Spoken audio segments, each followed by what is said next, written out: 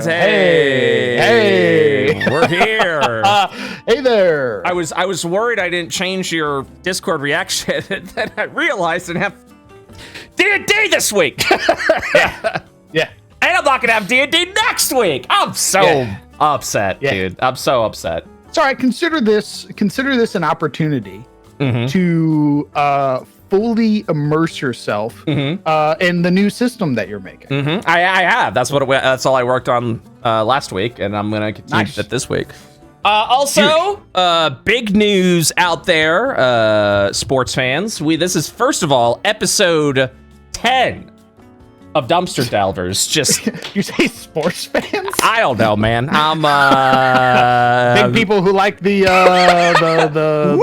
football game, You like the baseball game. Them people. Yeah, you like football, you like soccer, you come on down over here. We're also on webcam. You guys can't see it, but we can see it. That's right. We're staring at each other's sexy faces. I mean, Crowned is a handsome man. No lie, he wasn't full of himself. He is a dashing fellow who combs his mustache every 3 seconds because he's got a big. Fuck up. Dude, if no, bro. I mean, I'm gonna do it right now. Actually, Listen, I would use a comb, and I do have a brush in my car, so I'm got out. my big comb. Oh, yeah. I use a brush. This one was a gift from one of my players. Oh, which player? Which player? This is my friend Kieran. They're a real life friend as well. Right. Yeah, I was gonna say, who wanted the? It's got Viking runes on it. Ooh, yeah. Who wanted the bonus XP? Yeah, absolutely. So we're who wanted the gold? Who wanted that magic item? Well, that's buy my friendship, buy my loyalty. When you're like, yeah, one of my players gave this, you're just like, I see. This is. That's right. I won't target you with the insta-kill ability in Pathfinder. You're welcome. But I will absolutely. Don't think I won't, because I will. I 100% will. Yeah. So we're on episode 10. We are recording our cams so that way we can start doing short form content. And also today I will be in the Inside the Dumpster Patreon show for our junkyard tier and above. As promised, I will consume a habanero pepper today. Will not be here, so join our Patreon, patreon.com/dumpsterdelvers. Thanks to everyone who has joined so far. Because you guys are awesome. Of your support, we were able to get the lovely Crown DM a beautiful webcam. So we're evolving the content. It's really nice. Yeah, we're evolving the content. We're gonna have a good time, and I'm glad we got you that camera before tariffs came and tore everything up. That's right. It was only $1,000 instead of $4,000 that it was gonna cost. I don't know where Elgato manufactures their goods. I don't know if it is a China manufacturer or not, but if you are manufacturing from China, get fucked. And I'm talking to myself. I'm specifically talking to myself. I loved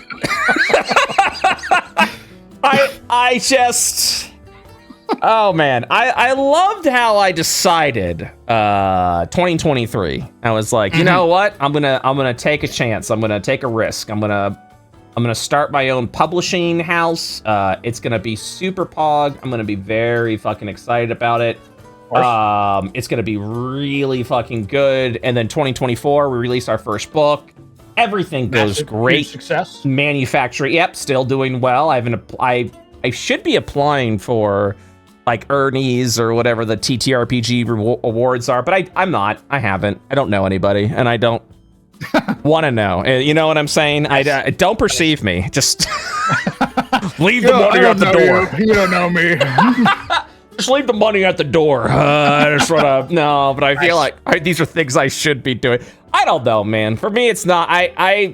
My ego days are done. I feel like where I'm like, it's been done for a while. You know, I have no interest in popularity. I very much enjoy making good content and having people being like, "Hey, this is pretty good," and I'm like, that's what I want. That's all I want. Because I see what ego does to people and what everyone. Oh my God. Yeah. ego is vile. Especially in this space. And I'm not slamming on anyone, but not me though. I'm perfect. Yeah. And I'm God's gift to the earth. Do you want to be popular, Crown? Do you seek popularity for? Be honest, and I'm not going to judge you too hard because I understand it. So here's my thing: it's half and half. Right. Popularity comes with stability, which means I can take care of myself and I can take care of my loved ones, my friends. I can buy them gifts. Super nice.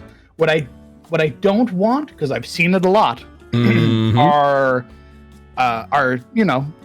the stream chats or whatever where everything you do is criticized. Oh yeah.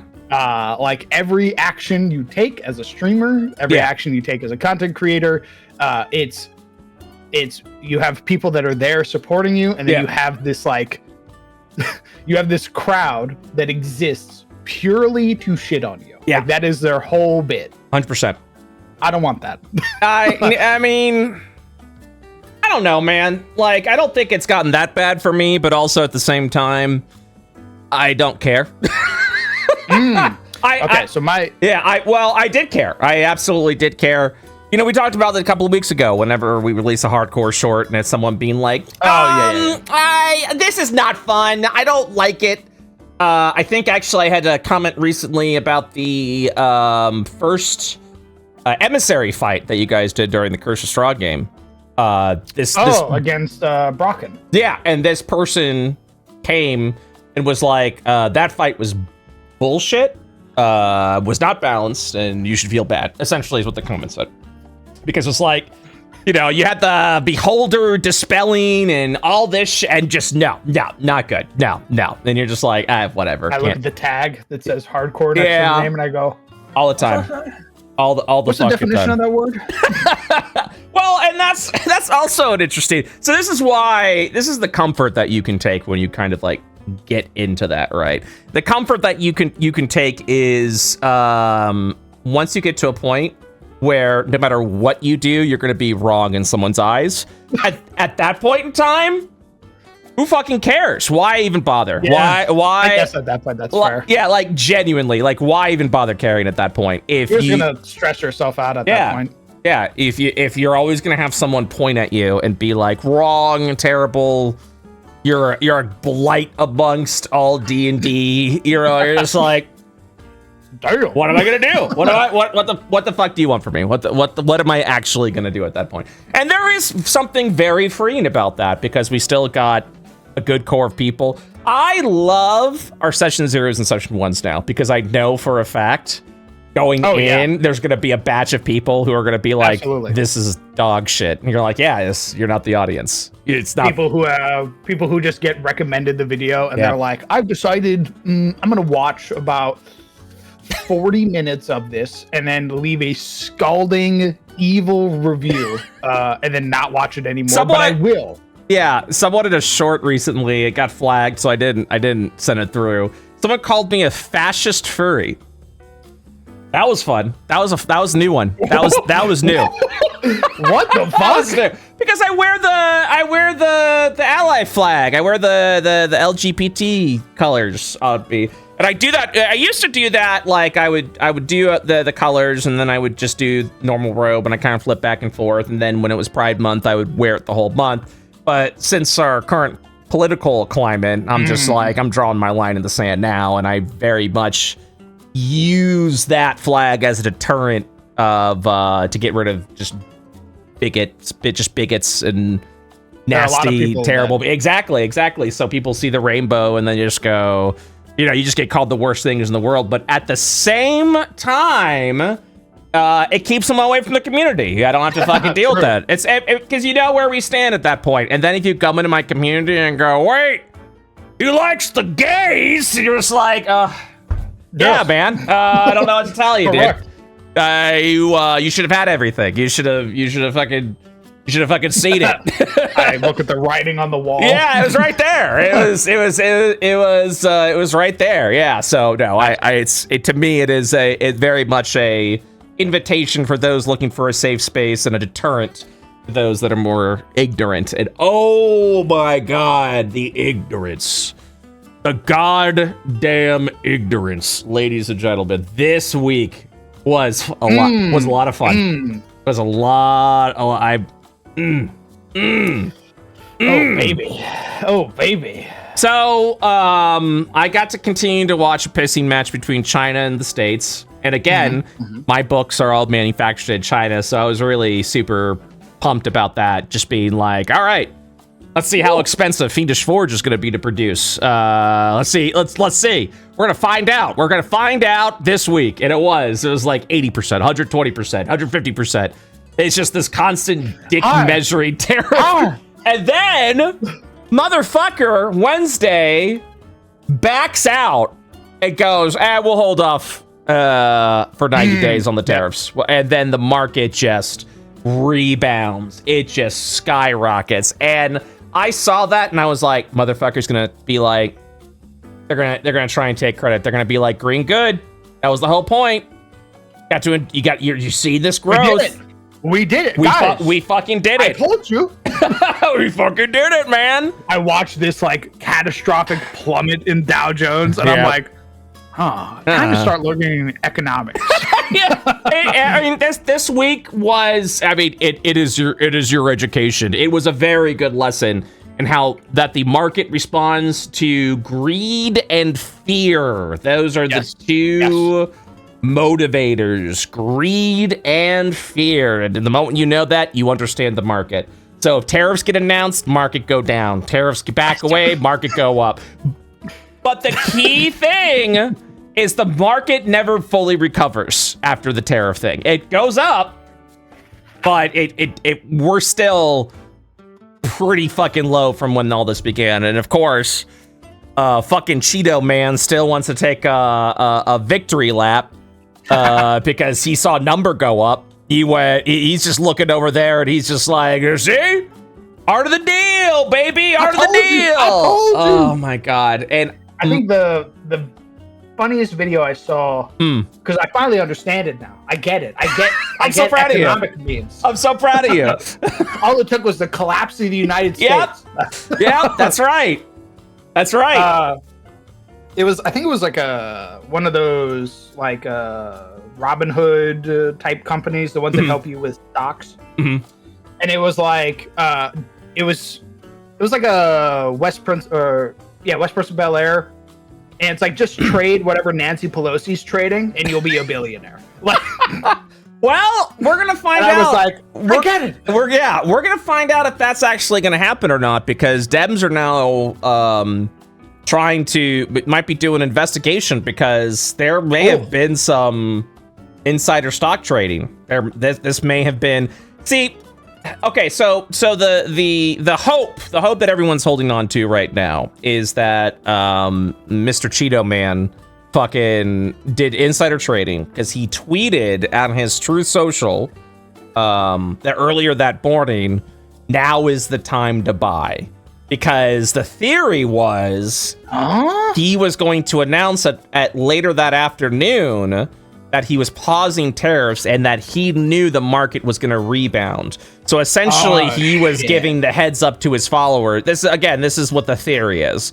He was giving the heads up to his followers that, buy now and you're about to make a shit ton of money. He didn't say that, but he's just like, now's the time to buy. And then 6 hours later, he paused the tariffs and then everything skyrocketed. Ooh. Yeah. Ooh.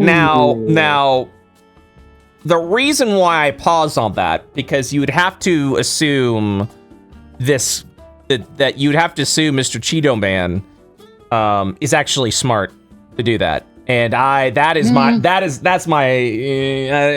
know. Here's my thing. Yeah. Here's my thing. He's very impulsive. It might be that he's smart. Yeah. It might not be that he's smart. It might be that somebody within his circle. Oh, true. Is like, hey man, we know how this shit works.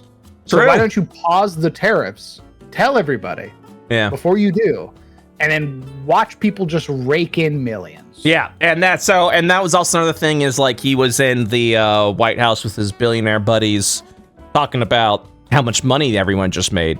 And so there is the idea that they were like, hey, So if you pause the tariffs, can you we'll probably make some good money, And then he was probably like, okay. And then everyone's like, but they were like, I'm a genius. Yeah. And they went, hold up. And then people bought into the QQQ. They bought into the NASDAQ and then went, okay, now you can make the announcement. That's the theory. now go ahead. That's the theory, which is like trademark inside trading. We're also going to see how many Republicans in the House may have also bought in before the announcement was made, because coming up next month, everyone needs to disclose their earnings. So everyone needs to disclose that. Yep. Which is something that which is why we know how much money everyone makes, which is why we know what everyone invests in the market. I mean, there's definitely going to be some moving around and stuff like that. So yeah, there may have been some fuckery that's happening there. So I think the Dems are going to be cashing. They're going to cash in on that. They're going to hopefully that does. I am so beaten. I don't think anything's going to come of it. Personally, nothing's going to fucking come of it. I can't think of anything that would come of it because it would just be finger pointing and. Yeah. Nobody moves or acts on any of the finger pointing. So, and ultimately at the end, we've seen some pretty bad shit, and no one seems to fucking care. Also, if you didn't forget, which how could you? The Republicans have the House and the Senate. So, what's the investigation going to point out? Correct. They're going to be like, oh, fake news. Dems are trying to take our glorious, magnificent leader down. Which, by the way, the fucking rhetoric people, I feel like I'm in North Korea now. It's so weird. It is so... I thought it was AI at first. I saw a video. Fucking I weird. Thought it was AI. Which one? Which one? It's the lady painting Trump, and it's people basically worshiping him. Yeah, and I saw that. I was like, okay, hold on. It's so weird. It's so fucking weird. I haven't read the Bible in a while. Yeah. But I'm pretty sure idolatry is not something that you practice. Correct. Well. And I look at you making an idol out of Trump, a Messiah figure claiming he is the next Christ or the return of Christ. And I go, Well, it's also like his, videos of his cabinet essentially singing his praises at what a great and glorious, deal maker he is. And then today there was like a reporter who was like, his physical, his doctor's report, because he took his first physical today. Will that come out because Trump's looking great. He's looking fit. He's, probably working out with RFK. This is what the reporter is saying. He looks so much better than he did in the first year. Is he cut down on the McDonald's? Is he working out with RFK? And then, of course, you're just like, oh, no, he's doing great. Yeah, and of course we'll release that. And I'm just like, oh my fucking God. I feel like I'm in North Korea right now. I feel like I'm in fucking Russia. I feel like I'm getting propaganda shoved in my goddamn face right now. And I'm like, it's not true because we all have eyes, right? Yeah, I'm looking at recent photos of Trump and I was like, he does not. He does not look good. Yeah.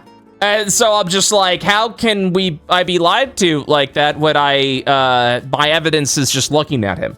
I don't know. It's all just nice. It's just so. I rub my eyeballs. How? What are you? Who are you fucking fooling? Except the people that want to believe it, and that's the frustrating part to me. That's the part that I'm having a hard time digesting. And I just feel like it's just gonna get fucking. It's just gonna get worse. It's just gonna get worse, and we're gonna get more propaganda. And to me, I'm just like, who the fuck believes this? And then you're like, oh my God, there are people out there that believe this. I look at it. I look at real life people and I go, oh. Yeah. I can't claim Twitter bots for that one. Yeah. So, you're literally watching the fucking lady painting while everyone's like, she's like singing. She's singing about the coming of Christ 2.0, aka Trump. And I'm just like, what the fuck is happening right now? Why? And I've said it before and I'll say it again, and I know this makes me sound like an asshole for saying it.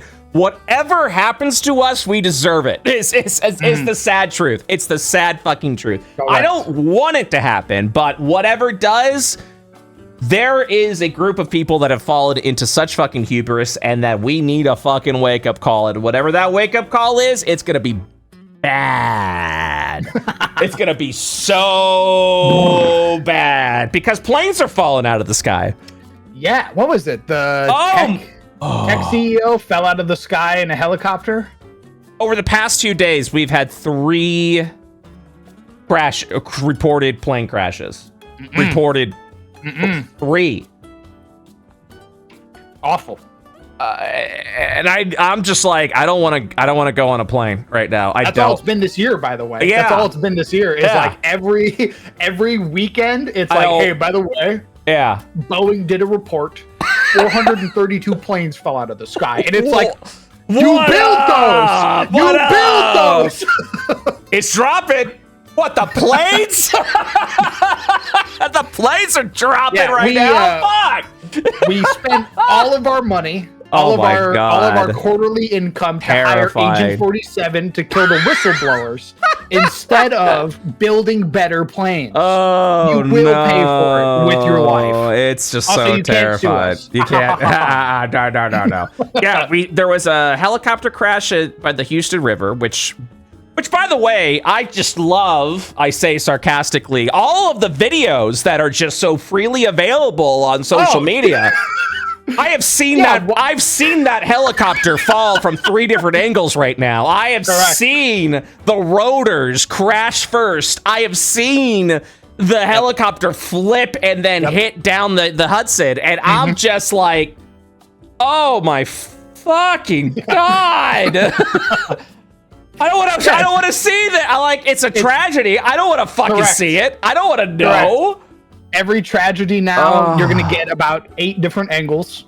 Yeah. And you're gonna see there's gonna be one that's like 4K resolution, like basically full up on their face. You're gonna see the burning bodies type shit, and you're like, is this just on Twitter? And they're like, yeah, I posted this. I actually got in the wreck and took a photo. Here's the photo, not censored, by the way, because fuck you. God, the older I get, the grumpier I get. I'm turning into it.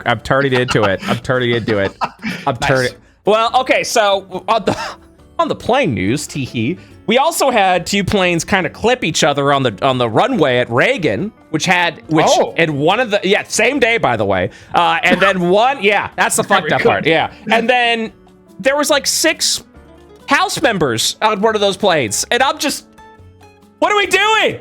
What the fuck are you doing? Me slowly put my tinfoil hat on. I want to see. Who were those members? Because depending on what side they were, I might be wearing that tinfoil hat as well. There's a lot of things I got a tinfoil hat on nowadays, and I never wanted to be that guy. But I'm like, I hate that it's like the more and more things happen, the more I'm like, ooh, it's so. That guy I made fun of like 4 years ago, who is a conspiracy theorist. I'm starting to be like, what if that guy now? That's what it is. That's what it is. That is absolutely what it is. And then today, there was a small plane crash in Boca Raton on the fucking highway. Billowing black smoke could be seen all around Boca Raton. It's insane. I don't know if we're just reporting on it more now, and this is something that has always happened, but this definitely feels like it's happening more frequently, right? This feels way more. Yeah. If it is like we're just reporting on it more now, maybe it's sensationalized, but I feel like there's been an abnormal amount of just massive fucking tons of metal falling out of the sky that have 400 people inside them. Yeah. I feel it feels just, a little weird, terrified. Maybe. Terrified. It's a little terrified. It's goddamn terrified right now. But we got friends in Japan right now that are like, hey, I have to fly back home. And it's like, I don't want you to. I don't want you to fly home right now. I didn't even think about that. Fuck, man. hope they get back. Please stay safe. Actually, Please stay safe. Yeah, I find hope. anything other than Boeing. What a weird thing to say. God, I hope they survive. The day and age we're in. The day and age. And that's what it is. It's just like, I definitely want to do more research on the subject because, again, I can't really trust what I'm being told half the time, so I'll remain ignorant. Well, I do like to do my research, no matter what side I'm on the issue. I do want to do my research so I don't sound like an ignorant motherfucker. You know what I mean? So I really would like to, because that's also the argument I've been hearing. It's just like, oh yeah, these plane crashes happen all the time. And I'm like, but why are we reporting on it so much now? And yeah, I know we could easily say, Orange Man, got rid of all the flight protections and the DEI and all that shit, and the goddamn DEI. Yeah, and like cause and effect and all that shit. But I really need to see some. I need to see some statistics. Because right now statistics would be very nice. It does feel like this is happening very frequently. Because I would also imagine that if this shit was happening at the rate that it's been happening, like this is, I hate to say it, these are good stories. This is gonna get your attention. Fucking absolutely. Fucking plane crash with a bunch of souls on board. This is news. No matter who is the administration at that time. So to the argument of, oh yeah, they're just reporting it more now because it's Trump. I don't know. That's what I'm saying. Yeah. I feel like if that was the case, then Republicans would have been like all over that shit. Yeah. I actually kind of want to see how much was reported during the Biden administration versus the Trump administration. I would also like to, well, that's because, but also planes were falling out of the sky there too, but it just seems to be more present. That's what I mean. I kind of want to compare. But even then, we've got helicopters flying from the sky. We don't have Boeing planes. So helicopters colliding with planes. It is. It's just, oh my God, it's terrifying right now. So I don't know. I don't know. I feel like we're entering a dark time. And I do believe we'll get out of it. I do see a light at the end of the tunnel. Because I mean, humans are survivors, so I would hope that there is a light at the end of the tunnel. I would like to see that light before I die. That is my worry. Please. That's my concern. I don't want to be 70 years old and be like, finally it's over. Like I don't want it's that. Oh, I finally got to see it. Utopia looks at the Mark flying car that immediately crashes because it was made by Boeing. It's like, oh god damn it. But also, with these tariffs, I've been talking about manufacturers. For those that are fiendish forge backers, we shouldn't be worrying too much about it. It may be a little more expensive to get the books over here. We'll see what the manufacturing costs are, but I think we're still with it. I think we're gonna be fine. I think ultimately, at the end of the day, we should still be okay. If not, we'll get made somewhere else and figure that shit out. I'm also not worried about that.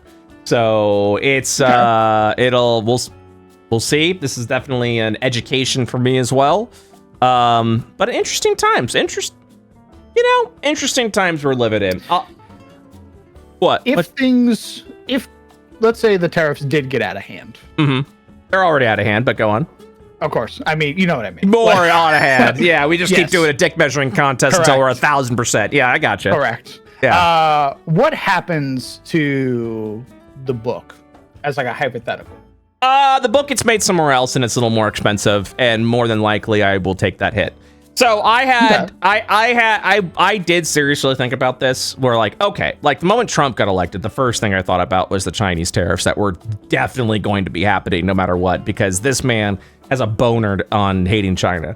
So I was just like, okay, if there's one thing this man likes, it's tariffs, and if there's one thing this man hates, it's China. It's just, we learned that from 2016 on. So I was like, that locked in. I was ready for it. So if it's still cheaper to be made in China, which it is, I mean, that's the sad truth behind it. And I know this is gonna make me sound like a fucking, the fascist furry, as I was called on on YouTube the other day. I still get flashbang by that. It's wild. It's fucking insane.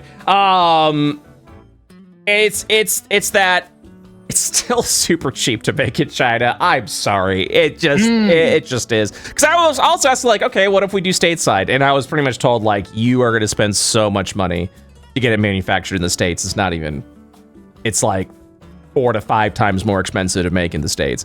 That's why these tariff arguments, it's this stupid thing of just like, well, we need to bring jobs back to America. And I'm like, we live in a society where there aren't quote unquote American jobs. You're not gonna be able to find people who are gonna, as someone said, you know, screw the little screws in the iPhone here in the States. It's just not, you know, it's just, you know, there is a rate that Americans will be paid. We have a minimum wage, for God's sake.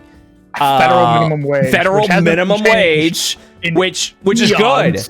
Which is good, you know, that it's just things are going to be way more expensive if they're made here. So when you're talking about like, oh yeah, let's just get the iPhone manufacturing. I'm like, enjoy your $30,000 iPhones. Like, it's just not, the price has to come from somewhere. And that also, you know, obviously there is sort of a moral standing on that I kind of feel, you know, a little uncomfortable with, where it's just like, oh yeah, we get it made where it's cheaper, you know, but I don't know the economics of other people, of other countries, so I can't even fathom that, you know what I mean? I'm not smart enough for that. Yeah, and so that's a lot of it. So I mean, we have been a globalist society since the fucking 90s, you know, probably even earlier than that.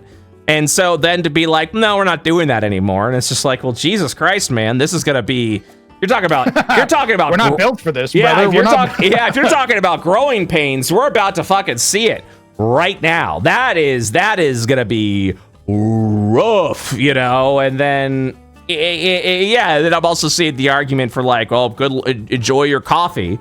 You know, you're gonna miss your coffee. You're like, well, Hawaii grows coffee. I'm like, yeah, not for the whole fucking country. Yeah, you know? Congratulations. You're about to find out how little supply we have. Also, you know, oh, we only have one source of coffee. Oh, great. That's not like a monopoly is ever gonna fucking happen out of that. You know, not everyone's Arizona iced tea where they're like, yeah, the cans are gonna be 99 cents. You know, the day I die.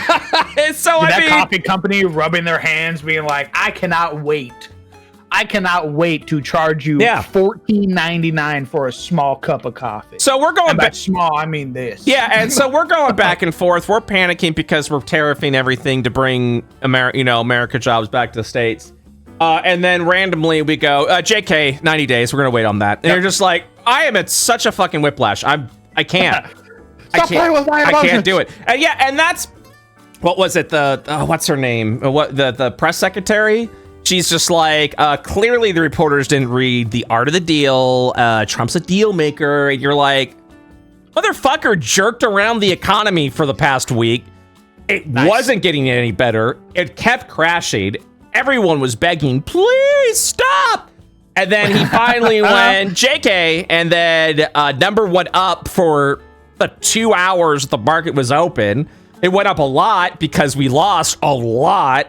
We did not recover from what was lost from the tariff. And that's if you are somehow watching this right now and listening to this and you're a fucking Trumper, first of all, God bless you for listening to us, because we are not. As if you didn't get the hint by now, you know, we're so far from that. But also, if you have somehow fallen for the mindset of, oh yeah, he totally, like, yeah, what's that market went up Wednesday when he pulled it back? That's called making a deal. You're just like, no, motherfucker. Like, look at how much. Yeah, look at how much we lost. Okay, and then look at how much was gained when that announcement was made. It was a big amount.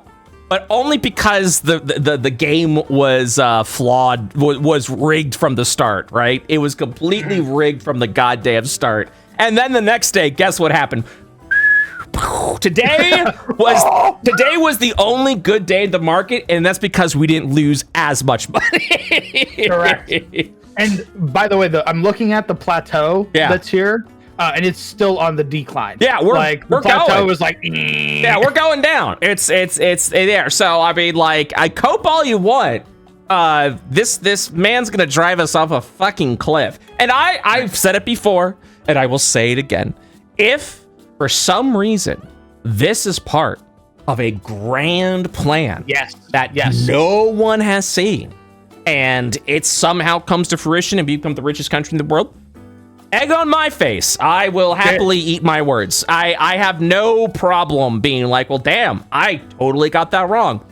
Me putting on the MAGA hat, so be it. Okay, no.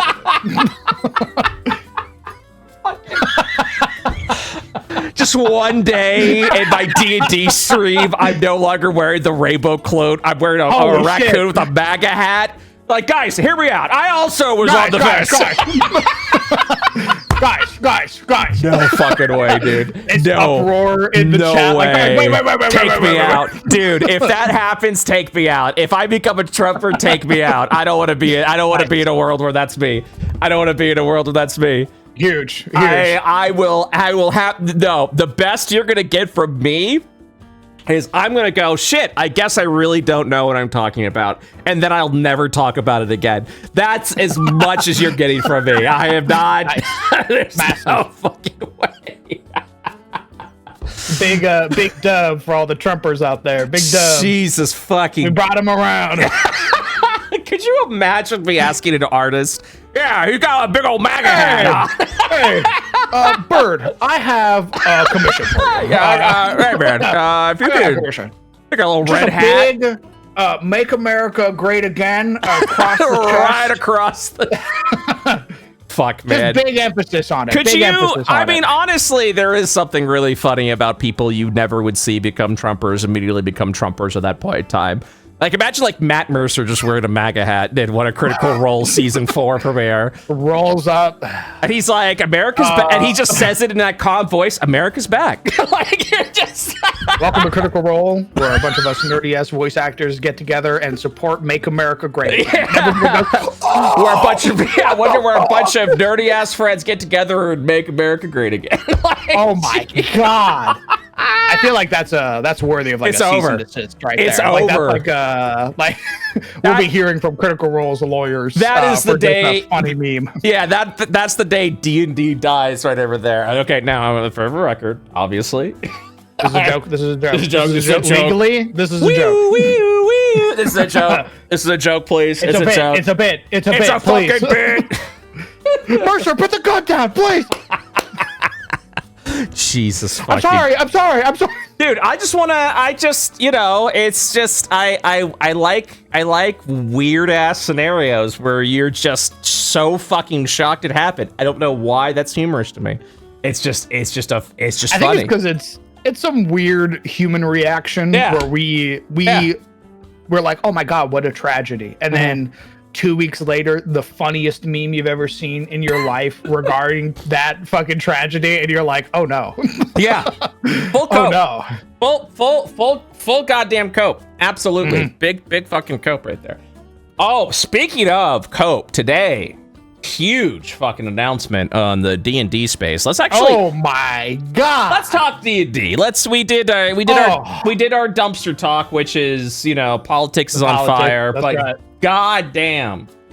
Did I call it? I called it last week, right? I could have sworn I said yesterday. Now, if Crawford drops out, we need to talk about this. It's gone. And he's gone. Yeah. There was a news report from, let me get the actual title out.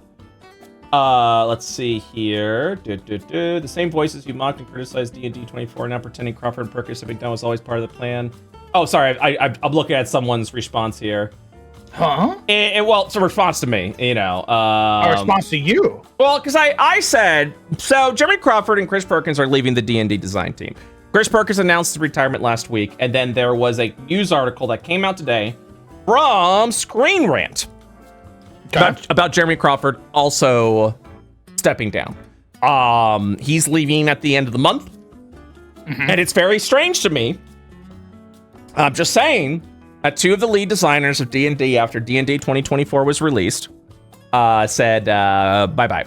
Also, another one of the designers, Mike Merles, left in 2023 after all the OGL debacle fucking happened, but they were still going to be in D&D 24. So I don't know. This is definitely big tinfoil hat. I'm not denying that, but it is when you're talking about writing on the wall, right? You know, and you're just going, okay, so D&D 2024 is gone, and then both of the lead designers who effectively the face of D&D, gone, are leaving. Jeremy Crawford's going to be leaving at the end of the month. I believe Chris Perkins may have already left. I am not entirely certain. Damn. Because he announced his retirement, so maybe they're doing that. So yeah, here's the article. After leading the design of the new revised 5th edition and the new core rulebooks, both Perkins and Crawford are stepping away from Wizards of the Coast. Perkins announced his departure last week, and Screen Rant has learned that Crawford's last day will come later this month. The departure marks a massive shift for Dungeons & Dragons. The 2 were primary shepherds of the game for over a decade and were the primary faces of the game in various videos. Now, the response that has been given, couple of things of note that has been mentioned in this article, is that in the main future, no one will directly step to replace Crawford or Perkins. Lanzillo, who I believe is Jess Lanzillo, VP of Franchise and Product, so, you know, corporate facing, said both of them have been working on Dungeons & Dragons for a very long time. It's been a point of discussion for some time and something that we've been training up everyone for. They feel really good about the teams that have in place and the legacy that they're passing on. She'll continue that they want to make sure that the core rulebooks were really successful and that they were setting up all the future leads for success, which is they're really pushing the narrative that these new core rulebooks were super successful. And from my understanding from just basic sales, they were okay, but they weren't, you know, looks around. Like, it wasn't... It was not what they wanted. It wasn't gangbusters, is all I'm saying. And you know, it's all that stuff. It very much is that. And we can theorize, and all we're doing is theory. None of this is fact, by the way. Correct. I'm just saying big disclaimer. Big disclaimer in front of here. The video. These are our opinions. These are opinions.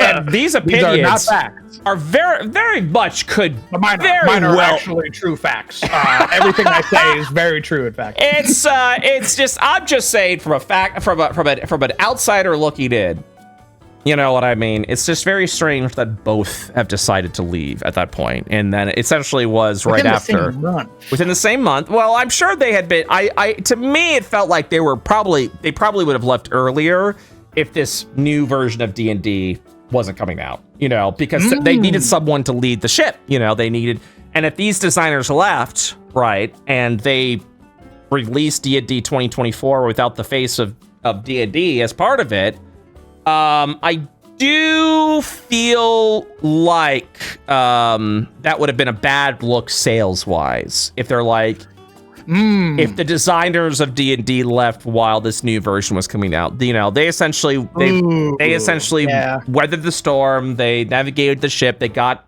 to the destination, and now it's time to leave. So we really don't know when they were deciding to leave, but I'm pretty sure it had been for a while. I could definitely see some Doom like mentality, like, oh, both of the guys from D&D left before 2024 came out. This book is gonna fucking suck. Book's gonna suck. Yeah, exactly. And my opinion of 2024 D&D, it's okay. It's whatever. It's nothing exciting, you know. There definitely does feel like there's been some sort of like there's some wishy-washy feelings on, you know, how the mechanics are supposed to go. With they're like, yeah, we'll just double the healing. Yeah, we'll just add 20% to legendary and dragon's damage. We'll just do it. There definitely feels like there's just been like we're just spitballing here. That's what it feels like to be. Obviously, I genuinely don't know. But yeah, they want to make sure the core rulebooks were successful, which is totally a corporate answer.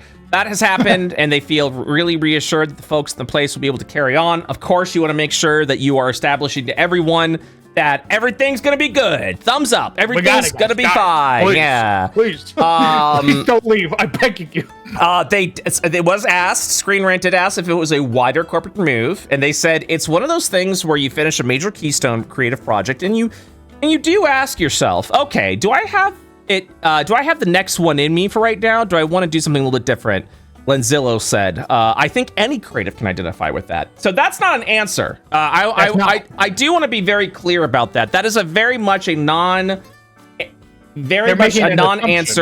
corporate answer. That nothing has really been stated yes or no about a corporate shakeup. Also, if there was going to be a corporate shakeup, I don't think anyone would fucking say that. Okay, no one would. Absolutely not. Why? That'd be psycho to admit that. Yeah. So again, these are non-answers, and I hate non-answers. I fucking hate non-answers. People are asking who's going to replace Jeremy Crawford and Chris Perkins. In the immediate future, no one is going to step into those roles. They did mention that James White and Wes Schneider, principal designers who had been part of the D&D team for years, will have a bigger place at the table.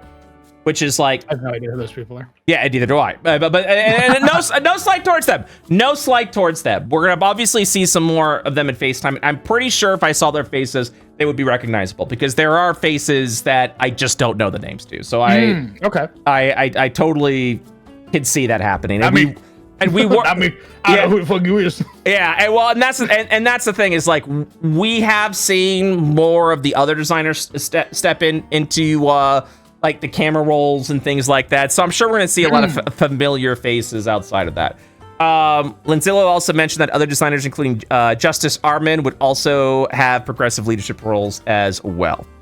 Although the team is losing a combined 40 years of experience, with Perkins and Crawford's departure, other members of the team have stepped up. And again, I'm not sliding the new designers. I know.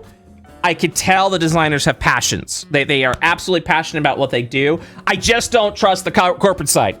And that is my takeaway. That's how it should be. I want to make sure I'm clear on this because I feel like sometimes, no one's come out and say it, but I do have the nagging suspicion that people look at me as an asshole against Wizards of the Coast and D&D sometimes because I'm so critical of their thing. I am critical of the corporate side. I'm not critical of the design side. Are there design parts that I disagree with? Yes, but that is game design. That is the beauty of game design. What you think is more balanced in design is maybe different from what I think. And that's the beauty of it. And then we have a conversation and we could further talk about it. And then we create something better together because of our two different point of views. Yes, the corporate side is all about money, Mr. Squidward. How do I get your money? Give me your money. Yeah, so I don't trust the corporate side because I know you're just trying to dig in my fucking pocketbooks right now. You're trying to get your greasy little hands on my wallet. Yeah, get your head out of my wallet. That's your goal, corporate side. So I'm gonna question the corporate side every step of the way. It's just beer. Also, we caught their hand in the cookie jar, and yeah, they have not shown good enough faith yet that they deserve to be trusted. I want some fucking I want some accountability, and I really feel like I haven't seen it. I've seen responses, I've seen reactions, a little D&D humor for you, but I haven't seen. I haven't seen. I'm very clever. Someone's clever when they call themselves clever. That's 100%. That's me. I'm very clever. The smartest man in the world. Anyway, what's economics? So, will the D&D roadmap be affected by Chris Perkins and Jeremy Crawford? Now this is an answer. The roadmap remains the same. We've already set up the leads for all the future projects. Chris and Jeremy don't need any substitutes at this moment because they were both in very high-level road mapping roles and capacities for the last year.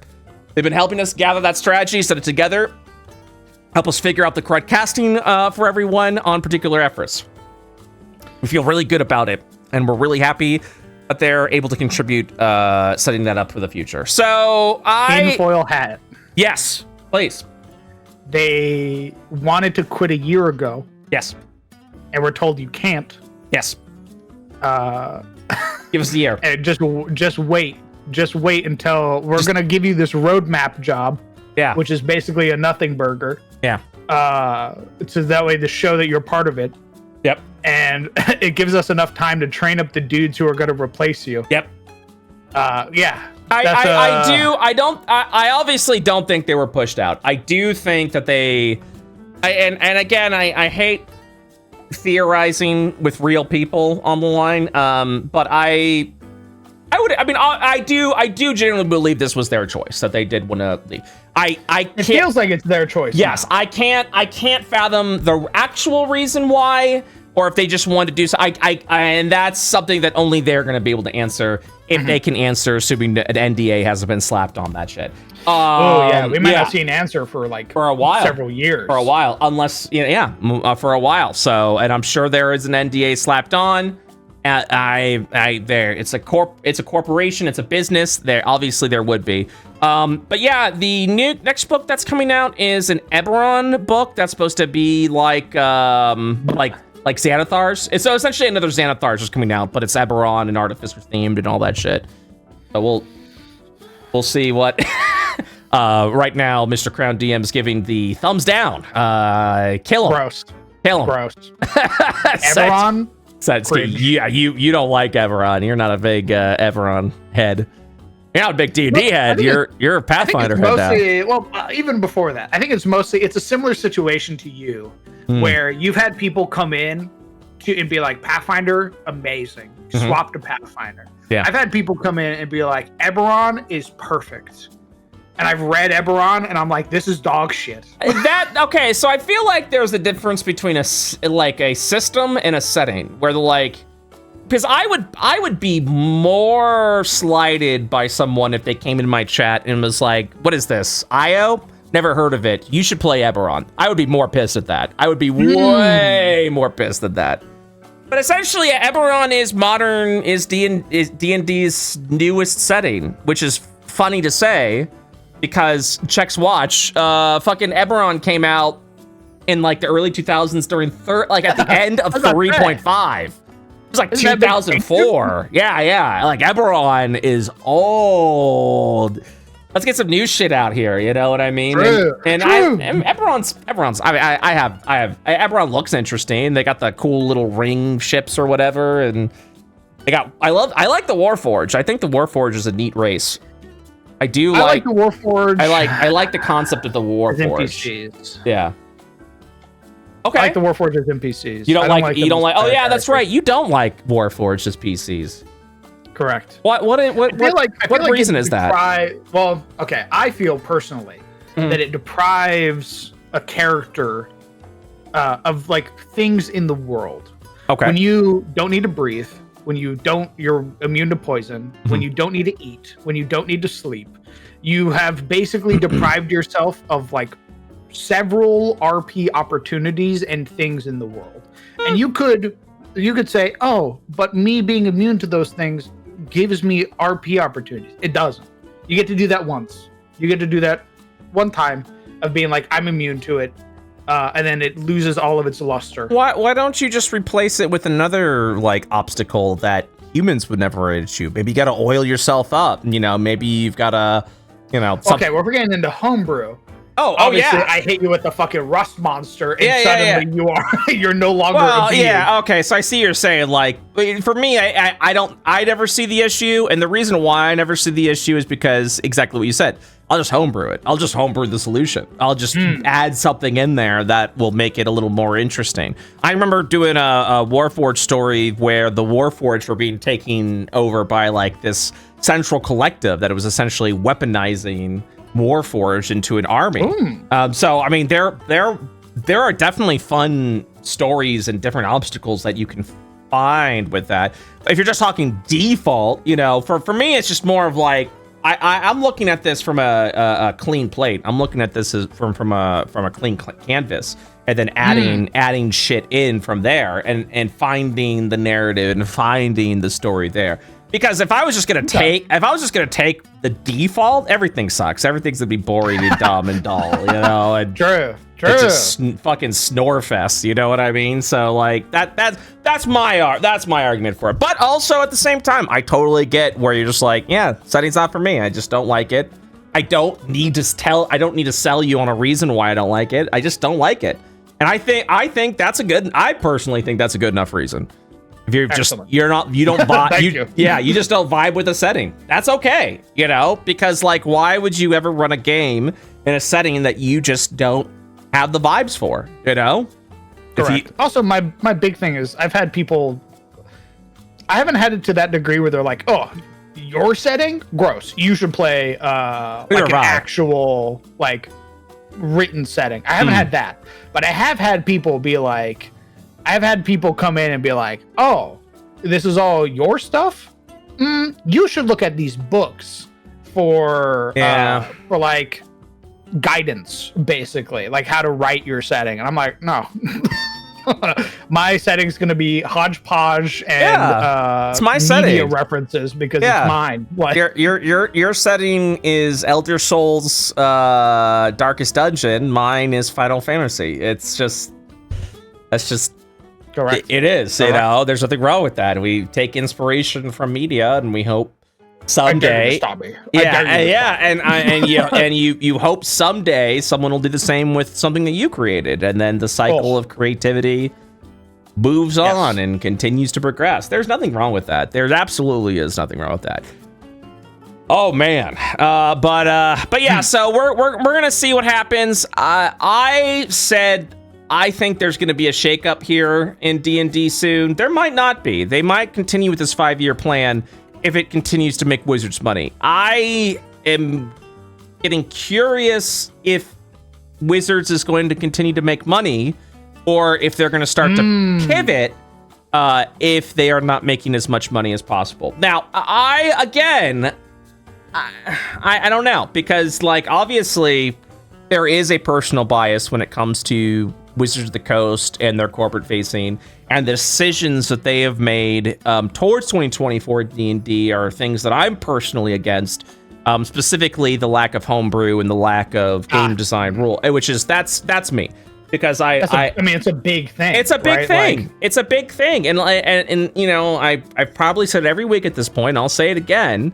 The beauty of TTRPGs and D&D and why I think it works so well for people is because, there are people that want to tell stories and play games, and that's ultimately fine. But I also feel like for the Forever DM, which is me, which I'm proud to have that title, I much prefer DMing over playing. That's wholeheartedly me, unapologetic, is because I like game design. I want to design cool shit. I want to design fun shit.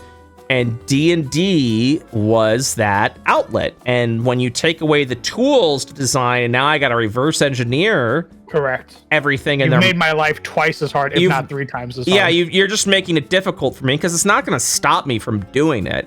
It's just stop me. You're just wasting my time at this point, and I fucking hate wasting time. But also, you're making me in a way, you are making me a better designer, because now I'm really starting to learn. I'm not only learning how to run the system, I'm learning how to reverse engineer what you've created, which is now putting me in a far more powerful position than if you had just told me how you did it. Nice. Because now you're making me better, and I hate you. Yeah, and that's you're making me better, and I want to one up you in the process. Like, that is what you have just made me more powerful than you could ever imagine. Nice. That is what it is. It's very, I want to make a better 5e. I would love it if I created a better 5e. Dude, crowd knows, and for those that have been on the World of Vio Patreon, I've been working on reverse engineering level 1 spells. And we just released, that's what I was gonna send to you, Crown. Is the 10 level 1 spells that I made. And I think I already sent it to you. Never mind. I literally sent it to you. Is that the PDF? Oh, it's the PDF. Yeah. And I just sent it to you again like a fucking idiot. And it is. I am excited to see what the play test goes, because I think I made some interesting ideas for level 1 that is the same power level as level. I mean, we're IO5E, we're turning Bless into a condition. We're turning Bane into a condition. So there's going to be more effects that give you Bless and Bane. That's not just the spell Bless and not just the spell Bane. You fucking looking at are you looking at that PDF right now? I see your No. eyes. Okay, sorry. What of it? I'm being What of it? No, it's just. What of it? Are you gaslighting me, or are you actually looking at PDF right now? That's what I fucking want to know. What? Yeah, I'm excited for the IO5E playtest sessions we're going to be running. Yeah, especially look at Bewitchment, because that is going to be one of the core abilities of the Curse Weaver that Naomi's going to be playing, which is Zoom in. Hold on. My glasses aren't here yet. My vision is pretty fucking bad as well. For those that aren't on the Patreon, Bewitchment is essentially a bane that you place on a creature within 30 feet. Yeah, what's up, man? Ew. What's up? Why does it say 60 feet? Why does it say 60 feet? 60 feet. What's wrong with 60 feet? Why does it say 60 feet? Because that's the power level. Why doesn't it say 12 squares? Hey, man. Why doesn't it say 12 squares? Hey, man. Baby steps, okay? Baby steps. Oh. Baby steps, okay? You also don't see burst and blast too much in there. You see burst. You do see it in feet. It's not measured in squares. Baby steps. We got to ease the audience in. We got to ease the 5e audience in. We got to present a concept first and go, okay, you like that? Okay, now what if, instead of feet, we do squares? What if we do that? You just got to do little baby steps. I do like the on a failure effect. I think that's very like unique. What's the on a, you could read, I don't care. You could read it out loud. Oh, okay. Yeah. What are you talking about? The target becomes baned for the duration. While baned, you can close your eyes to see from the target's eyes. Yeah. That's really dope. That's just fun. That's just a fun little flavor right there. Yeah. And as a bonus action, you can just deal, I think, what was it, 1d8 damage to them? Aftermath, while the target of this spell is Bane and within range, you can use a bonus action to deal 1d8 necrotic damage automatically. Yep. That's fun. That's dope. That's some curse weaving right there, dude. Hey, yeah, it feels like an actual curse. Yeah. It's essentially takes a little bit of everything. You know what I mean? You just kind of do there. Because I didn't like what Witch Bolt does. Witch Bolt's like, oh, are you out of range? The spell ends. You're like, that's stupid. You were cooking there. Fell off. And you're like, well, he moved 5 feet. And it's like, well. Yeah, and then, oh my God, you should have seen Crown the other day when I showed him the blessed version of that for the. I cannot wait to play a fucking disciple. Oh, it's so good. Dude. What did you see? Did you see the AOE heal I made? That you, scroll through the book. Hold on. You as a disciple will probably be doing as well. It's something I forget what I named it. I think it's on near the top though. I think it's here it is. Healing sun rays. Yep. Ew. Cube 20 feet. Ew. Yeah. Ew. What would be a cube 20 feet? Healing sun. Cube 20 feet. Ew. Where's my burst? Did I wait? No, it should be burst. It should be burst. I might have. It says range 60 feet. Cube 20 feet. Boo! I push it away. No. It's burst too. Oh, it doesn't say burst too. I know. I probably fucked it up because InDesign kept fucking crashing. Yeah, there it is. Oh, that'll do it. Yeah, let me change that right now. It is self burst 10 feet is what it is. Healing sun rays. Abjuration. You conjure basking radiance that heals injuries and wounds. Casting time and action. Components, verbal and somatic. Damage effect, healing. Duration, instantaneous. You and all creatures in the area regain HP equal to 1d4 plus your spellcasting modifier. The area becomes filled with bright light for an additional 10 feet of dim light outside of the area until the end of your turn. Using a higher level spell slot, all creatures gain an additional 1d4 HP for each spell slot above 1. Yep.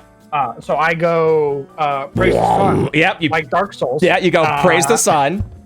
You got praise the sun in the burst. All of my homies. Yeah. We did define burst in this doc. We did define what burst is, which is essentially emanation in 5e 2024. But we do define it as burst. We explain what burst is. The only exception to burst is you're at the center of the radius. And unless the spell says otherwise, you are not the target of a burst ability. So, and Healing Sun Rays does mention that you are also healed along with this. So it's a 1d4 plus 4 burst heal, which is also great for like when you're at the end of combat. Yeah, you're at the end of combat, and you're like, all right, everyone, gather up. Yep. Everyone's healing 1d4 plus 4. Yeah, and so it's giving everyone a nice little Healy burst, which I know I'm going to get some complaints about that, but I don't fucking care, man. We're just having fun. I like it. We're just having, yeah. So that's the disciple, the Radiant Disciple, the Div Disciple right there. Right. Is gonna be like that. It'll be really good. Hold on, I gotta change this real quick because you pointed out you said cube and I went, wait, what? Cube? Fuck. Cube. Well, it's right there. Yeah, I have to get my computer fixed because InDesign was literally crashing every 2 minutes. So I was like speed running trying to get the spell doc out. Yeah, I was, but unfortunately that meant I had to I made some mistakes, which fucking sucks. And I'm gonna. It happens to all of us. It's all right. It shouldn't happen to me. Is what it shouldn't be me. It shouldn't be me. It shouldn't fucking be me at all. So hold on, let me get this done. Yeah. So needless to say, I'm cooking. I'm very excited for the shit I'm cooking. You're cooking in Pathfinder. I'm making a new 5e, which I think is going to be a lot of fun. I'm excited for when we finally play test those classes because we also introduced Arc. Arc is now is now an area effect, which is effectively like Chain Lightning, except now we have an area for it. So you're going to see more Arc abilities, and there's actually a little baby Arc Lightning that's also part of that as well, so that you can go ahead and play it that way. And yeah, we're gonna Lightning Current. Yep, we're gonna see how it all goes, man. But I'm very excited. I'm also excited. I feel like we're gonna make good 5e. We're gonna make 5e good again. It's gonna be so good. Oh my god, that's where the MAGA comes in. Except make 5th edition good again. Yeah, people immediately are like, oh my god, wait a minute. What the fuck? Yeah. Oh man, people will love that. People will absolutely love when I do that, and the referencing and everything, especially in this community. Oh yeah, man, huge. If there's one thing I know about the TTRPG community, loves Trump. Oh my god, it's just absolutely. They're gonna love me. They're gonna love me, man. All right, hold on. I got piss. He's gonna go piss. He's gonna go piss, and I'm gonna go ahead and save this, and then we're gonna go ahead and do that. So yeah, needless to say that if I'm bragging a little bit, I do apologize. My lovely dumpsterettes, my fellow delvers, as it were, and absolutely there. Thank you so much for your support and everything of that nature. It's been great. It's been a good and wonderful time. So if I do brag a little bit about what we've been working on, I hope you don't mind. I'm proud of it. I'm proud of what we're working on, what we're making. I'm super excited personally. I hope you guys are as well. I think it's gonna be a good time. I think it's gonna be a real good time. Sorry, I'm trying to figure out where my freaking spell. Oh, there it is. Is it this one? It is. I'm just doing a little type here before we press on and continue. Make Gold King, dude. I'm trying, man. I can't wait. I can't wait until I just make pure gold. Changed area of healing showers. Okay, there we go. And I save. Very good. But yeah, it should be good. Should be a fun time. Should be a very good time. What is next up on our docket? Oh, there he is. He's back. Oh, I had to make sure I put my dick away before I came back. Yeah. Oh, but the audience can't see that, and we're still trying to get. Well, once monetization comes in, it's I definitely can't do the dick showing shorts. I don't think that's gonna. I don't think we're gonna get ad rev for that. I don't think. Fansly. I don't put think, it on Fansly. Yeah, we put it. we're gonna explore all of our opportunities right now. It's gonna be absolutely fantastic. Right. I'm ready. We're exploring all the opportunities. Crown, we got something else to talk about. In fact, this is gonna be dare I say a viewer topic, as it were. Oh. Yes, absolutely. Specifically, Lore, big supporter, has been talking about. No, did Lore bring it up? I think Lore brought it up. Who brought up? Someone brought up dire wolves. I'm trying to figure out who did. Who brought that up? Request a top. Let's see here. I'm curious about them. I don't know if y'all are animal. Oh yeah. Sorry, Burning Jackal. I'm sorry, Lore. Or you hopped off for that. I totally forgot about that. Burning Jackal brought up the colossal dire wolves. The fact that we have we're bringing back dire wolves. Which, first of all, how much have you read up on that? Did you read up on that? I did. How much have you read up on it? A little bit. I, like an ignorant individual, did not realize dire wolves were real. I mean, neither did I. Like, yeah, I thought it was I thought it was a mythical creature. I didn't realize in our history, dire wolves were real. Yeah, it's this company that is trying to de-extinct. Correct. Creatures. Yeah, they did the woolly mammoth mouse, which I didn't realize this was the same company, but I guess I should have. Colossus, I believe, is the company's name. Something. It's not just Colossus. De-Evolution Company is the de-extinction, not de-evolution. The de-extinction company Bring is them back to mud. Colossal Biosciences. Colossal. Yeah, Colossal Biosciences is their full title.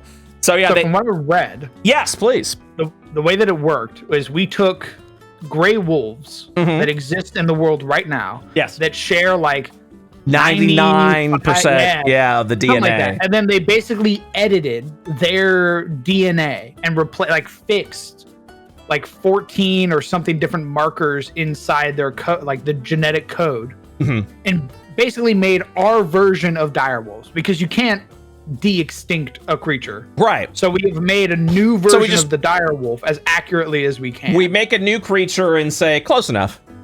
Correct. We can't de-extinct the dinosaurs, but we can certainly make something as close to something we can call a dinosaur today. Why? Why would we want that? Because Jurassic Park isn't a warning movie. It's guidelines. Why do we want that? Why do we want that? Why do we want something that will clearly go, I'm going to eat that, points at Heben. I cannot wait for the fully grown apex predator to escape its containment in some remote location, go out into the wilderness, and just breed like crazy. And then there's going to be... There's going to be Alaskan hunters out there.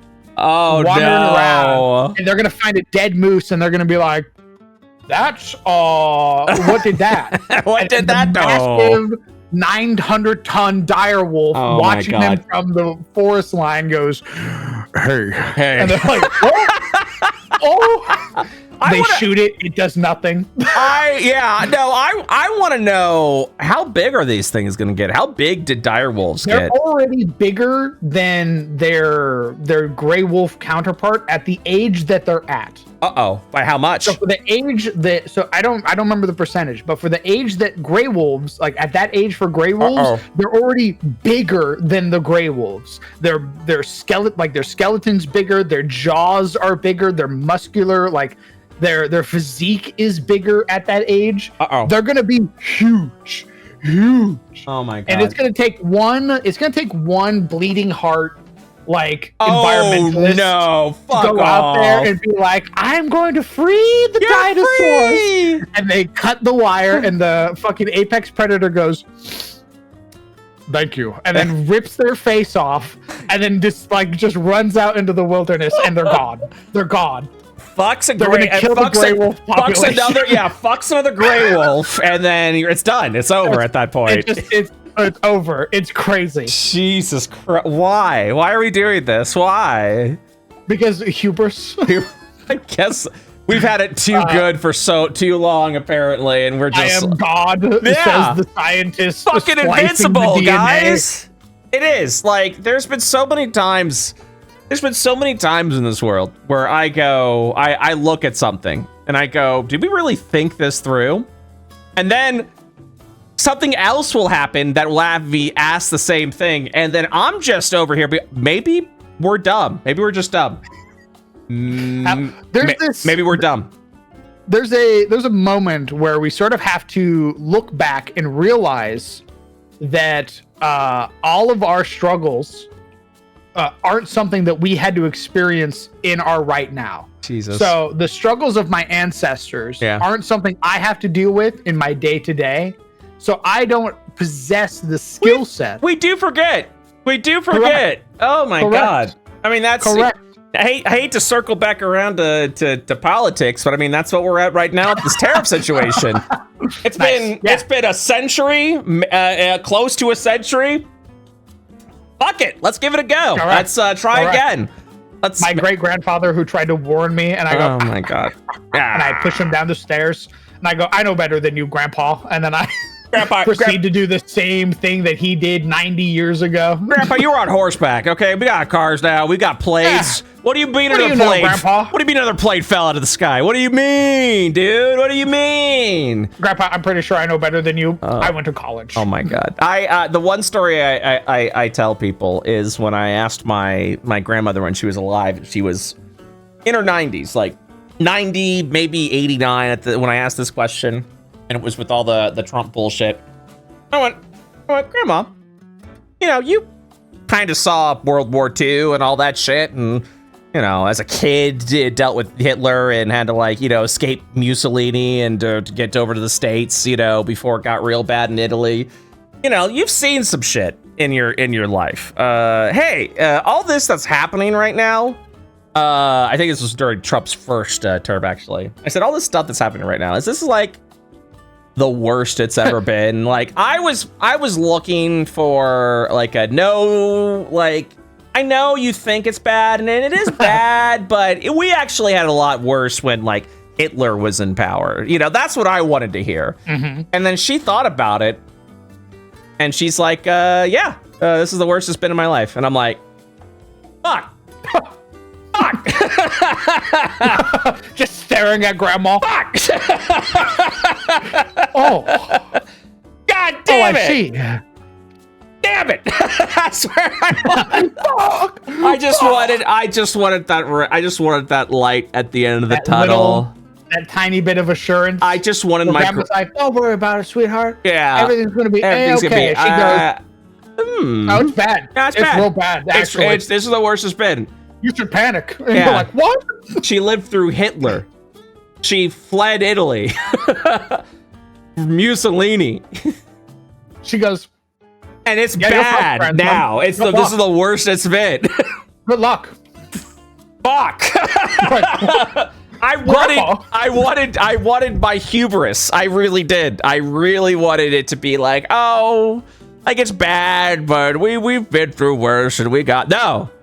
This is it. We're at the darkest timeline right now. Congratulations. And that was during the first administration, which I thought was just a bunch of eye-rolling moments. And now I feel like we're in a way worse position than we were during. She could see the future. She saw the second term, and she was like, she pieced out.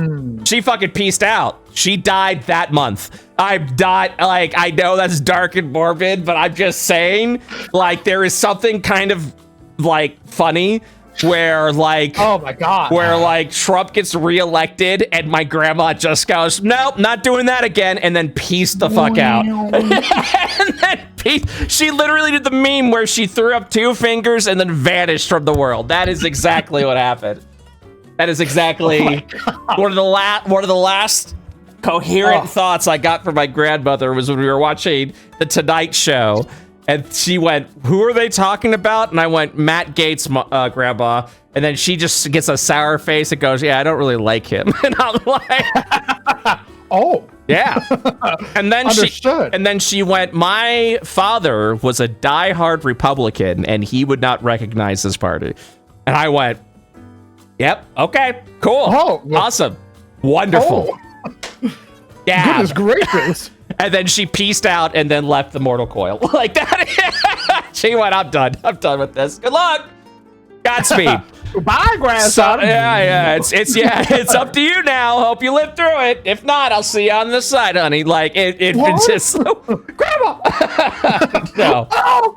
no. I joke, but it is there at that moment where it's like, oh, I gotta deal with him again. Nah, I'm out. This is. I lived too long. I'm fucking out of here, man. Fuck this. Like, I'm quite all right. no, I'm all right. Oh, another turn? Not for me. I, as weird as it sounds, I would love to peace out in that fashion where we just get like fucking like Baron Trump into the White House, and I'm just like, I'm done. Like I'm out. I'm like, I'm in my like 80s at that point. I'm like, yeah, we could wrap this up. I'm good. Pull the plug right there. Yeah, that right one. there. Put it. I'm done. I'm done now. Thank you so much. This was fun. Peace. Yeah, unplug the Bluetooth life support system that's keeping me alive. That's one. Chat GPT, that's keeping myself alive. You could just turn it off now. You could just go ahead and tell it to cancel program to forget last order. Thank you. Hi, AI caretaker. Yeah, you can just go ahead and press the funny button now. I'm out. Just peace out, dude. Bring me the Detroit Become Human android over here. Tell it to just right here. So here's a question with the direwolves though. Is how do you feel about that? Like, do you think we should be meddling in DNA? What do we have to gain by bringing back creatures? Okay, like, so we talked about the dodo. We talked about many. I do want to bring back the dodo since we hunted those poor birds into extinction. I want to taste it. I want to taste it. I do want to taste it. Yeah, I want to taste the dodo during fucking Turkey Day. Give me Thanksgiving dodo. My understanding about the dodo is that one of the reasons why they went extinct is that they were like the friendliest bird. Yeah, they had no predators. They wandered up to us. They would just come up to you and be like, "What's up? You want to be friends?" And then we went, I'm gonna eat that. I'm gonna eat that. And then as we shoot, that chicken looks fat as fuck. And then we shoot one in the head, and the other two go, "Oh man, what happened?" Walks over. Oh, yeah. What happened to Jim? Wanders on over as I'm reloading, and I go, "I don't have enough ammo for all these guys." There is something very sad to me that this friendly, wonderful companion. And we literally, like a dog came up to us wagging its tail, and we went, meat. Oh, hi. Like, meat. Free meat. Let's go. There's something so sad. Hungry. There's something so sad about it. It breaks my heart. It breaks my heart so much. Because also, at the same time, right? At the same time, today I'm fucking pissed off because I keep seeing the fucking chicken jockey video where the person's like holding the live chicken up because they think it's a really funny bit. And I'm like, this poor fucking animal. What are you doing? You didn't know about this? What are you talking about, brother? Oh my god. So you know about the Minecraft memes and the chicken jockey and all that? Yeah. I hate it, actually. I also hate it. It's a vocal sim that has like infected the Discord that I'm in. Yeah. And then you got people going to the movies. They're throwing when he says chicken jockey, they're throwing popcorn. They're just having a fucking bit of a field day because memes, Lamau, and I think that's dumb, but whatever. You're having a good time as long as you're not, being an asshole to the people that run the theater or being disruptive to everyone else around there, then whatever. That's fine. I don't fucking care. My issue with it is when you do that, and you are like causing hell for the people that are actually have to clean up after that shit. But really what upset me is one person actually brought a live chicken into the fucking movie theater and they went, chicken jockey. And then these two people came up and they held the chicken up like, yeah. And I'm like, this poor bird, this poor fucking bird. Kill me or release me, worm. Yeah, and then they abandoned this chicken outside the door of a farm because, well, we don't need them anymore. Fucking bit's over. And I'm just like, if you are a person that has little to no remorse to the well-being of a creature that you believe is quote unquote lesser than you, aka animals, you just fuck right off. There's a special place in hell for you. Like if you are as terrible as it sounds, if you're someone that killed someone else, I'm gonna be like, yeah, justice is coming for you. But if you killed an animal, I want the worst. I want the worst for you. I want the absolute worst for you, because there's nothing big or mighty or big, and that's what pisses me off, because then you get into the dive where you're just like, okay, so why do they do this? Well, they did it because they thought it would be funny. It'd be a funny little bit to hold the chicken up during the chicken jockey scene. And then that's as far as they fucking thought about that. They went, yeah, I fucking brought a chicken in. Yes. Yeah. Yes. And then what do we do with that shit? Abandoning it outside. Like, oh, hey, we left it at a farm. They left it outside the closed door of a farm at night with an open box where the chicken can get out, where there's predators out there that will murder the shit out of that chicken. The coyote in the back being like, oh. Yeah, my KFC order came to me. So needless to say, I'm looking forward to the dire wolves coming back and and taking care of what needs to be done. Nice, huge. Jesus fucking God. Yeah. So there's a special place, and if you are someone that hits or hurts an animal because you don't like the sound they're making, or they're just kind of getting on your nerves, you can fuck right off. Psychopath, yeah, dude. Yeah, you could just fuck right off. There's nothing. You're not a powerful person because you can harm something that is physically weaker than you. Fuck right off. That is my takeaway. So yeah, I've been very upset about this stupid chicken jockey meme with the guy with the chicken, and they're like, oh, we left you at the farm. You're like, fuck off, dude. You're an idiot 19-year-old, because if you're any older than that, then I have no sympathy. This is going to be something that I want you to look back on and been like, I can't believe I did something so stupid and careless, and I hope it's something that you learn from. If you are any older than that, if you are in your 20s, if you are in your 30s doing that, fuck right off. You're done. There's nothing more to say. There's nothing more to fucking say. You're a shithead. You're a shithead no matter what. But my God, like, if you got experience on your side and you're still gonna fucking do, but that is, again, the fucking world we live in right now, where everyone wants to, it goes back to the ego thing that I talked about, where you're like, I want to do something funny and entertaining and Lamau worthy, and I want to do all that shit. I want to make my mark. And here's the fucked up thing. It's not even a fucked up thing. I guess it is a fucked up thing in the sense that people don't realize it. People seem to think, right, that if I do one thing and it makes me viral or I get a lot of eyes on it, I see this all the time on Twitter, where like someone will say something and then they'll get like 2,000 likes. And they'll be like, "Oh my God, I hit tweet. It's my time." And you're like, "Bro, calm down." Yeah. This is what 20,000 likes does. This is what 20,000 likes on your tweet looks like. I'm scrolling my phone. I pause. I go.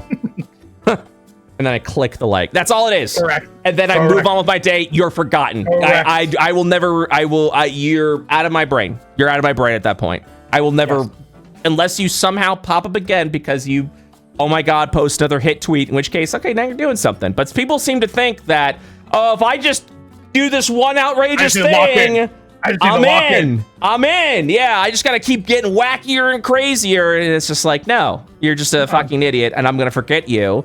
And whatever spirit or soul that you have, you are just sacrificing for your 5 seconds in the spotlight that will get you nothing. It will get you fucking nothing. Okay, so my thing is that people kind of have to learn that, though. Yes, 100%. That is a life experience that people have to go through, where they're like, I did it.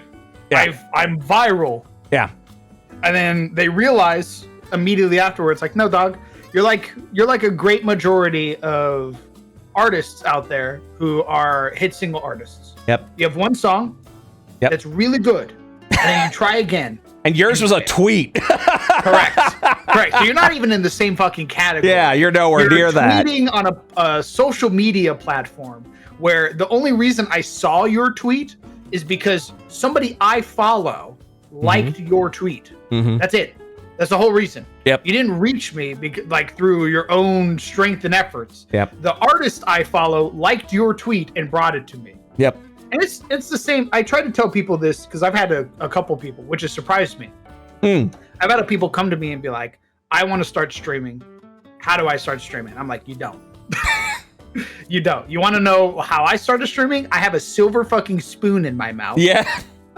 Straight up nepotism all the way through. I had big streamers basically backing me the entire time, pushing me up. I would argue, because a lot of people, that's also the thing, is some people like to get into the good graces of people more popular than them because they think they're going to lift their bootstraps up. And I'm here to tell you that does not fucking exist. It doesn't. If you, all that does is get you in front of an audience. You still have to provide something of value that will keep the audience there. You know what I mean? Okay.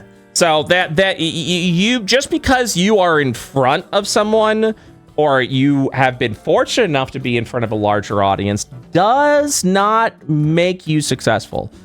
That you got that is part of it, is getting in front of an audience. Absolutely. And that does provide an advantage, but that's as far as that goes. That does not build careers. If you have to bring something of valuable to the table so people stick around, because my numbers have fluctuated high depending on who I have brought to my table, but I now can say with full certainty that I can attract on my own a good audience with the games that I run, especially if they're the hardcore games. The people that I bring to the table definitely help. But I do feel like they're there for that there is now a hardcore audience. That took time to build, and so... I would say, I could understand there. Like, you've basically built that foundation, and like anything on top of that, like you bringing in other people. Yeah, that's all it is. A bonus. Yeah, that's all it is. This is you're just bringing in new people and you're getting in front of new faces, and that's marketing. That's just all that is, But because I've had big streamers at that table, like, I'm not a 10K Andy, I'm not a 1K Andy, and I'm fine with that. I don't want to be, because I also know like what you kind of have to do to get there, and I really don't want to do that. I have to deal with parasocial people. I got to deal with people with fake ass. I don't want that. I'm very satisfied and happy with where I'm at. Our Patreon is the world of the IO Publishing Patreon's fucking bonkers right now. YouTube's doing really well because of the shorts, which is causing people to watch and then join our memberships. And then Twitch is just being Twitch, which is just I don't use it as a revenue source anymore because it's so.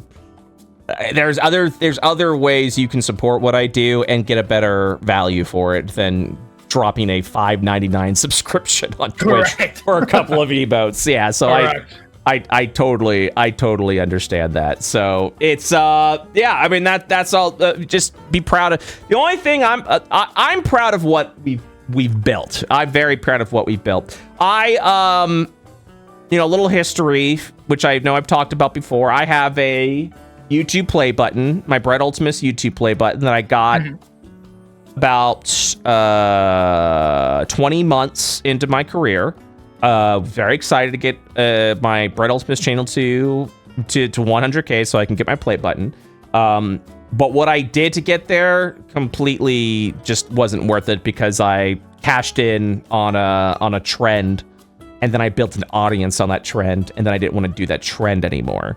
So I remember you telling me about the Pokemon Fusion. Yeah. So if you look up like old ass tweets of mine, like 2016, 2017, 2018, you will see one or two responses at minimum of people just being like, combine Farfetch'd with Pikachu. Like, it doesn't matter what I say, it doesn't matter what I do, people are just gonna throw suggestions at me because that's the audience I build, and I didn't like that.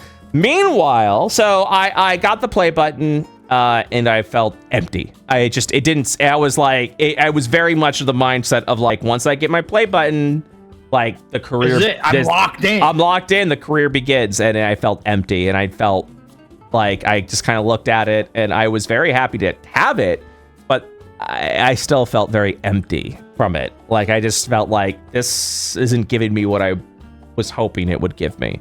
And I think that's something people need to understand, you know, is like if your end goal is popularity, you're going to leave very empty handed, and you're going to feel empty. Now, we're getting close to 100K on World of IO. And that took some that feels good. That feels really good. It took some real fucking effort. We started the World of IO YouTube channel officially. The World of IO YouTube channel was a converted like Twitch VOD channel of mine when I was doing like gameplay videos, stuff like that. And that had like 200 subscribers when I converted it into the World of IO channel. When I made it the World of IO, I got 200. And then after a little while, we got to 20K. But I mean, that started in 2020 and we're in 2025 now, which means, you know, we may see 100K this year if we're going in the if the numbers add up, we may see 100K this year. We may see it next year, but that was 5 years of work. Yeah, but it was 5 years of building the game, building the product, not chasing the silver play button. Correct. So I'm going to feel. I believe I'm going to feel much more fulfilled with a silver play button for World of IO. Like 10 times more than this first play button I got. I'm going to feel way more satisfaction. It's going to feel good. And then that's as far as we're going to go, because I'm not expecting a mill. You know, I'm not expecting to build subscribers. If we did, goddamn, we must have done something right at that point. Jesus fucking God. Yeah, exactly. Locked in, baby, locked in. Well, isn't like fucking Matthew Colville's like at what 700K or something? I don't even know how many subs he's got. But at the end of the day, it doesn't matter, because if I got to 1 million subs, I'd be like, shit, like something's up. Oh, what happened? Well, what happened? It's there. Yeah, it's just we're just looking to make a good. We're winning off of a good product, not off of marketing memes. Now, once we start getting the animated shorts going, I think we're going to see a little kick up on our subscriptions there. I think we've got like 3 or 4 animations done. We're working on a 5th one right now. Yeah, so once we saw that animation today. Yeah, very good. Yeah, we got a Curse of Strahd animation we're working on, and I think that is animation like 4. So yeah, it's I really want to make an animation of Donjon from the Lost Mines game, where the cowboy, and he's can I step in? Yeah, just do. Yeah, exactly. 1 damage, 2 damage, 1 damage. Let's finish this. 1 damage, 4 damage. Let's finish the job. Yeah, absolutely. Oh my God, that fucking guy. I can't wait for that. Yeah, so we're gonna make some cool shorts. It's gonna be really fucking. It's gonna be good. It's gonna be a real fun time. I'm excited. So am I. Well, I think that wraps up today's thing. Oh, look, he's looking around. He's looking around right now. Where did the time go? I know we started a little late today. We would kind of go a little bit, maybe even read a D&D horror story. But for our junkyard / $10 tier on Patreon, today is going to be a very special Into the Dumpster episode. It will be a recorded cam episode with myself and the Crown DM, where I, a man of my word, will be consuming a habanero pepper. I got some juice on standby that I'm very excited to be sipping. And I think it's just today's Into the Dumpster is just going to be me suffering and Crown being like, "What happened, man? What's going on? That didn't look too bad." Hey man, what are you doing over there? Hey, what are you? Yeah, I don't. Hey, you good? I don't know where this is gonna bring. I would love to do like a hot pepper like TTRPG or a hot pepper not a hot pepper debate. Ooh, I would love a hot pepper debate. That would be fun. Like we both take a hot pepper and then debate on. Oh my God. No, I don't think Exactly. We're just like, tariffs. Right. Yeah, like it'll be good. You talk about Pathfinder and what makes you better than D&D, and I'll be like, that's bullshit. I think the 3 actions. And I'm like, the 3 actions is too complicated. You need a little guidance for people. I chug milk and then I remember that's bad for you. And then I No, throw up. do not. If you could control your milk chug, if you could control the milk chug, that's the issue. Is if you're drinking milk and then you're just continuously drinking it because it soothes you for like a second, and you're like, I need that again. Now, always. Give it to me again. Yeah, and then you drink a gallon of milk, and then you're like, that pepper made me sick. You're like, no, dipshit.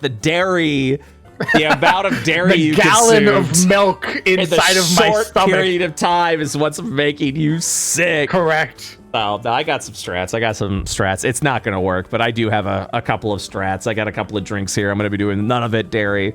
Milk, like I said, milk is it's a fool's errand. It's a temporary relief. That's all it is, man. That's all it is. So, if you're ready to watch that happen, be sure to join our Patreon, patreon.com/dumpster delvers. You can join. Yes, sir. You could join, get MP3s. I also want to bring up to our YouTube audience, I am so sorry I did not upload last week's session yet. It will be coming up tomorrow at 2 p.m. Ooh. and then I will get everything else hopefully up earlier.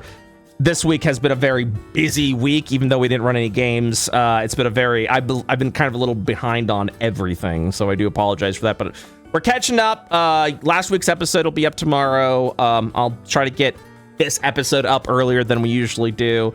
And the MP3 is already up on Patreon, so make sure you join. If you are looking for the first live recording of our Into the Dumpster special, which is going to be episode 10, and I'm going to be Katsumi to Pepper, and Crown's going to point and laugh at me. Be sure to join our $10 tier, our Junkyard tier. I think it's the Junkyard tier. I say, even though I'm the one that named the Dumpster tier. The Junkyard tier is the $20 tier. Be sure to join there. We've got some more people joining Grandma's Garage Sale, which is fucking huge. God damn. Big shout out, of course, to Ballo M, who recently joined. Thank you so much for joining. I really do appreciate the support. Burning Jackal, which joined last week. Burning Jackal, now that's what I call a hot dog, is what Burning Jackal wanted us to say as their shout outs. Thank you very much, Burning Jackal. And nice. And Smith, who this week is going by Obi2 Knopster. Nice. Waves hand at animal control. This is not the raccoon and bear you've been looking for. And then the person hits them instead, gets violent on them. Yeah, exactly. So shout outs again to Ballo M, Burning Jackal, and Obi2 Knopster. Nobi to be Knopster. They were Grandma Smith's apples or something like that. We had Granny Smith, and then I unfortunately do not remember last time. You're gonna have to check that out on last week's episode, because my brain sucked. So yeah, join our Patreon, patreon.com/dumpster delvers. Also, if you liked this, subscribe to our YouTube channel. YouTube.com/@dumpster delvers. Last time we checked, we were at 830 subscribers, 170 away from 1,000. We had 2,800 watch hours. I'm hoping we're going to be unlocking memberships on that real soon. And then the next month or two, we'll hopefully unlock ad rev, assuming that we're good enough for YouTube to actually get ad rev money. What's this been, like 2.5 months? I think so. Nice. I don't fucking know. God damn. We're just having a good time, man. That's all. That's all. That's all I fucking care about. We're just having a good old time. I say before consuming what's going to be an extremely hot pepper to me. So we're just having a great time. So your body's ready. I can tell. My body is so ready. So all right. That's it for us, guys. Thank you again for watching. We will see you all the next time. Have ourselves a wonderful evening. Bye-bye, everyone. Bye-bye.